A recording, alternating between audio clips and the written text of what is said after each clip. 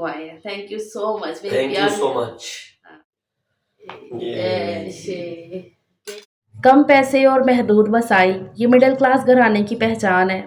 हर औरत की ये ख्वाहिश होती है कि वो अपनी फैमिली के लिए हर दिन कुछ नया और स्पेशल बनाए और अपनी छोटी छोटी खुशियों को भी बेहतर तौर पर मनाए, वो भी कम से कम बजट में। आज के इस व्लॉग में मैं आपको बताऊंगी कि खुशियाँ कभी भी पैसे की मोहताज नहीं होती हैं। आप हर दिन अल्लाह की रहमतें, बरकतें, नेमतें समेट सकते हैं, सिर्फ अपनी ही कुछ आदतों की वजह से। हकीकतन ख़वातीन कुछ तौर तरीक़ों की वजह से अपने घर में रहमतों को, नेमतों को, बरकतों को दुगना नहीं बल्कि चौगुना पा सकती हैं। तो यहाँ से पुरसकून सा अपना ब्लॉग शुरू करते हैं। अस्सलाम वालेकुम, क्या हाल चाल है, कैसी है मेरी प्यारी सी यूट्यूब फैमिली। अल्हम्दुलिल्लाह जी मैं ठीक हूँ, अल्लाह का करोड़ों बार शुक्र है। हाँ, आज मेरा गला ज़रा ख़राब है, इसलिए कभी मैं आहिस्ता कभी खींच के बात कर रही हूँ, तो आज मेरी आवाज़ थोड़ी डामाडोल होगी, तो वो आप मैनेज कर लेना।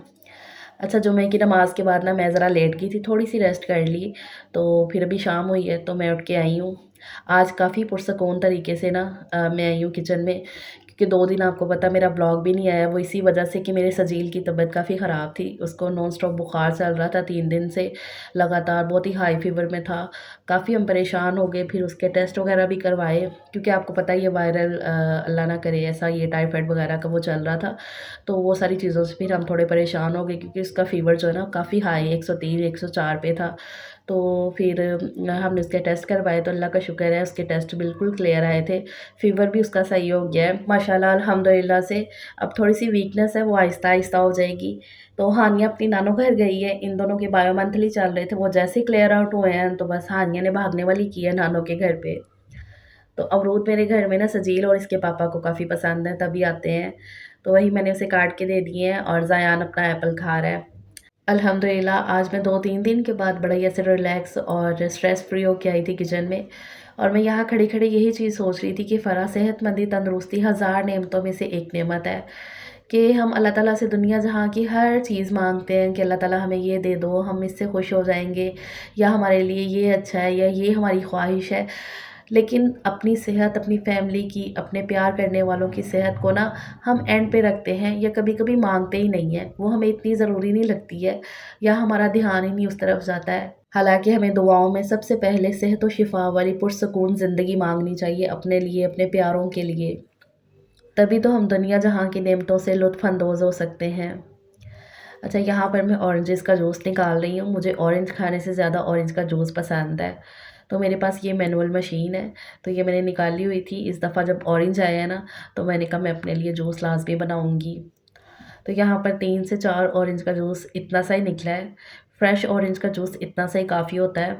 इसके अंदर मैं थोड़ा-सा पानी भी ऐड करूँगी, जितना ये जूस निकला है ना उतना ही मैंने पानी ऐड कर लिया है, और साथ में इसमें थोड़ी-सी शक्कर डाल लेती हूँ। इससे ये होता है कि ऑरेंज के अंदर जो खटास होती है ना हल्की-सी, जो तुर्शपन होता है ना ऑरेंज का, वो कम हो जाता है और पीने में भी अच्छा लगता है इस तरीके से। तो अच्छे से मिक्स कर लूँगी, बाहर चल के आराम से बैठ के इसे पीती हूँ। अल्लाह का हर साँस के साथ शुक्र अदा करती हूँ। ये जो शुक्रगुज़ारी है ना, किसी भी चीज़ की शुक्रगुज़ारी आप जितनी करेंगे ना, अल्लाह आपको उतना ही नवाज़ेगा।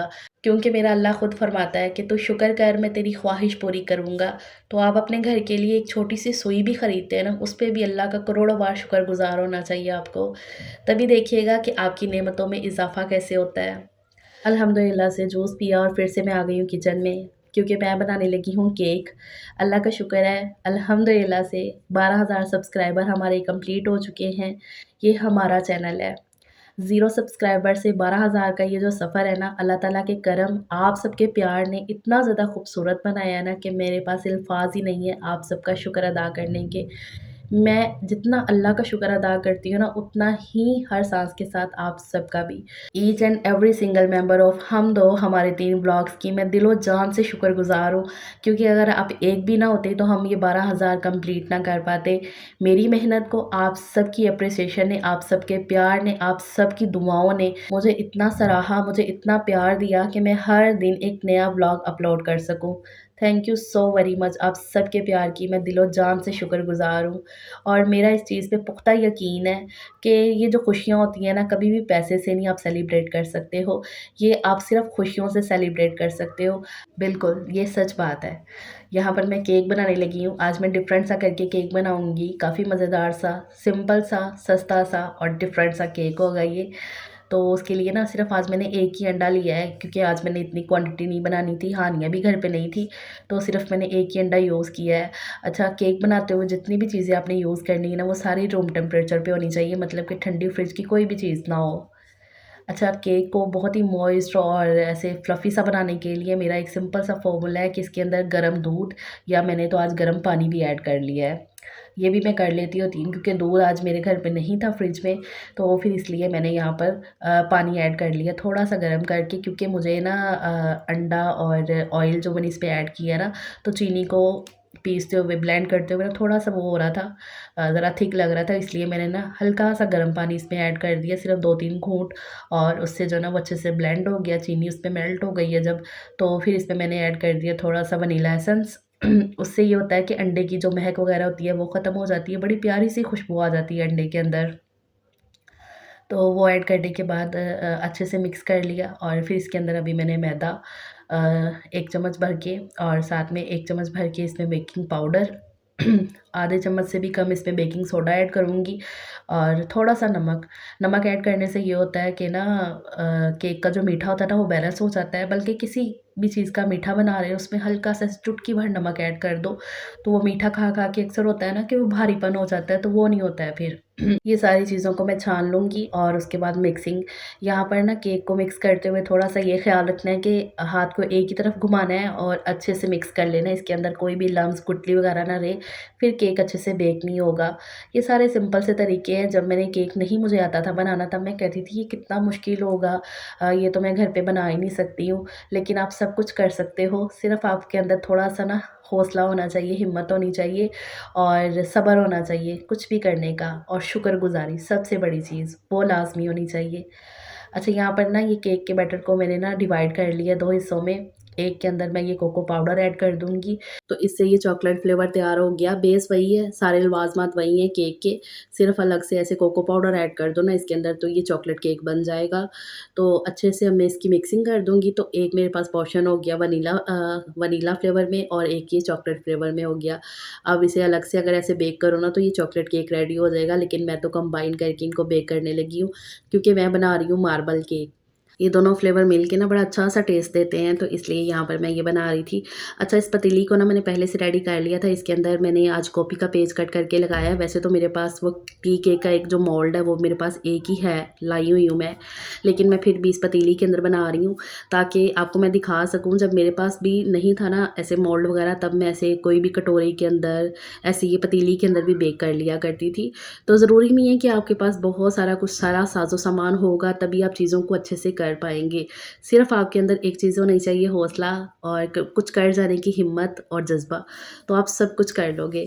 तो यहाँ पर मैंने फिर ये पतीली को रेडी कर लिया था और आज मेरे पास बटर पेपर भी ख़त्म हुआ था, तो मैंने वही बच्चों की कॉपी का एक पेज लिया, उसको कट कर लिया था और उसी को नीचे लगा दिया ग्रीस करके।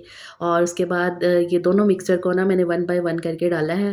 मतलब इस तरह से नहीं, ये मार्बल इफ़ेक्ट आ जाता है थोड़ा-सा, तो ऐसे थोड़ा-थोड़ा बैटर करके मैं डालती गई थी और इस तरह से मैंने पूरा केक का मिक्सचर इसमें निकाल दिया है इस पतीली में, अच्छे से इसे टैप करके, और ये नाइफ़ के साथ ना ऊपर से मैंने ऐसे कर दिया, ज़रा डिज़ाइन सा भी बन गया और अच्छा लगने लग गया ऊपर से।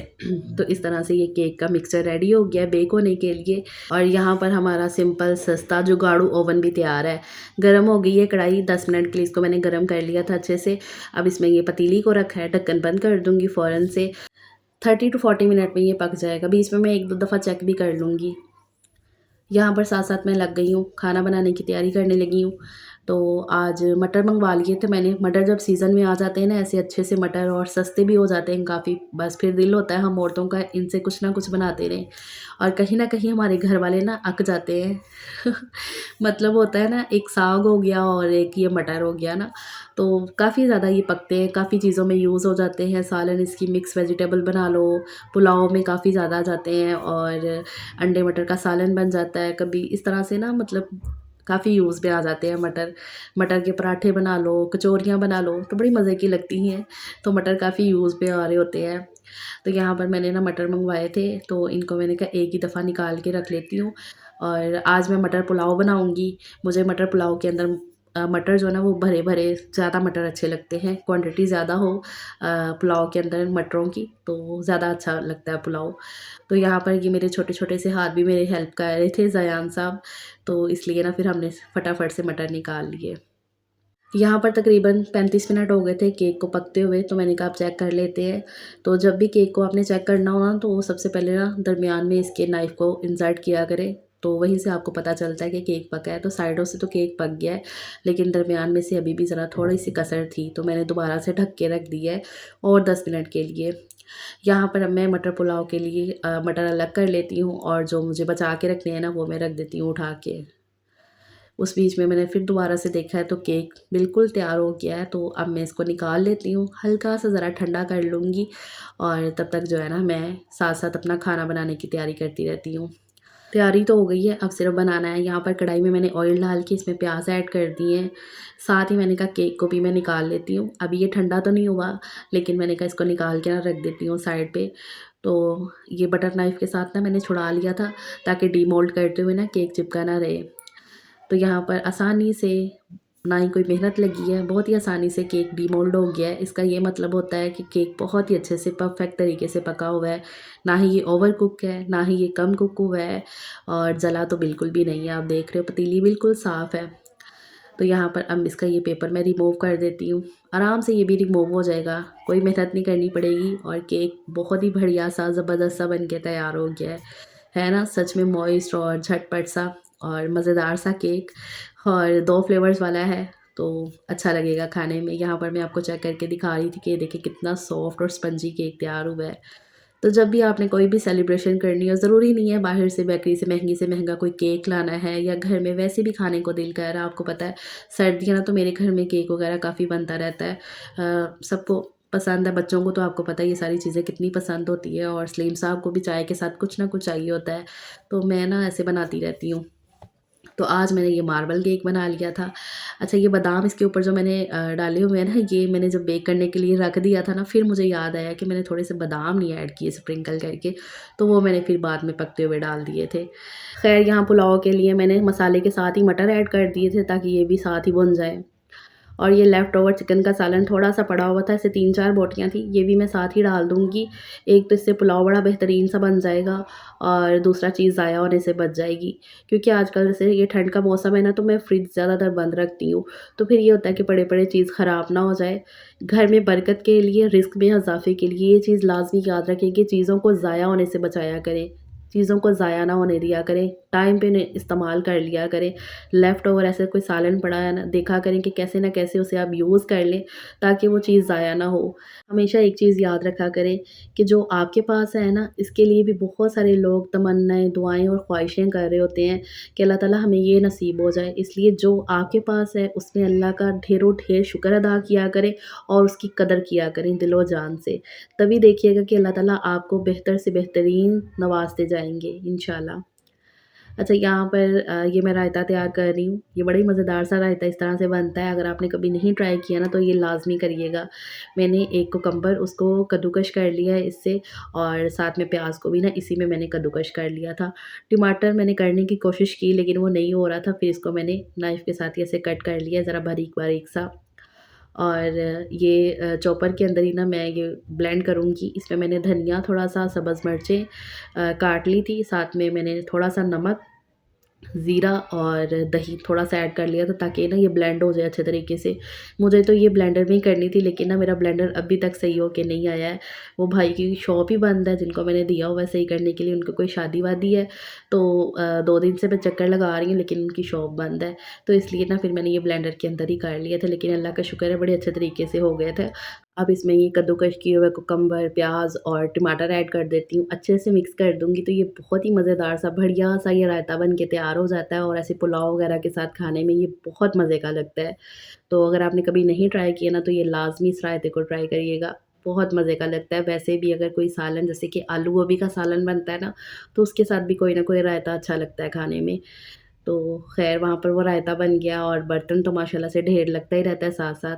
तो यही कोशिश किया करें कि बर्तन साथ-साथ ही धोते रहा करें। तो मेरी यही आदत है कि मैं किचन में खड़े काम कर रही हूँ ना, थोड़ा खाना बन रहा है तब भी, ज़्यादा बन रहा है तब भी, बर्तन मैंने साथ-साथ ही करने हैं, चाहे गर्मी हो, सर्दी हो। किचन भी सिमटा हुआ रहता है और जब आप एंड पे काम करके फ्री होते हो ना किचन से, आपको ये नहीं होता है कि कोई आपको पहाड़ नज़र आ रहा है बर्तनों का कि अब आपको ये करना है, नहीं। वो जो साथ-साथ की मेहनत है ना, आपको इतनी फ़ील नहीं होती है। तो इस तरह से मैंने अपना सिंक भी पूरा क्लीन कर लिया है।